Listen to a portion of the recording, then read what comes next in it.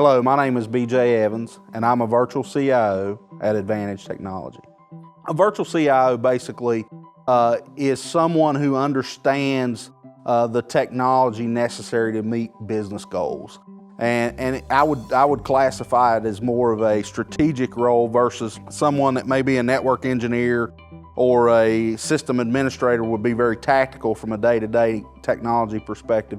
A virtual CIO brings what's next to the table to drive business results in terms of technology. For example, if a company was trying to decide whether to retain all of their data in a privately held data center versus moving that to a virtualized cloud data center, there would be some very specific questions that I would go in and ask to determine if that would be prudent and strategic for them to drive their IT costs down and better serve their customers. Another aspect of that would be mobile workers and mobile users, determining what the right platform was and how that affects the bottom line from a strategy perspective, because every industry has their ways that technology can drive results, and that's where a virtual CIO can come in with an understanding of the business and help drive results through the use of technology.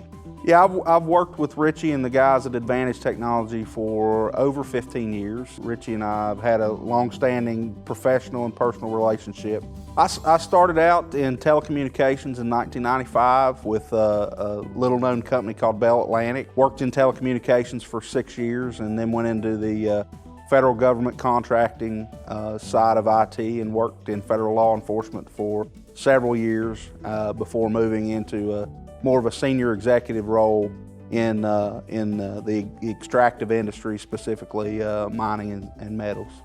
I worked for one of the largest consulting firms in the world, where I led a practice of technologists and executives in that space, and have worked in Brazil and Australia and different countries in Europe and Africa and India and Southeast Asia.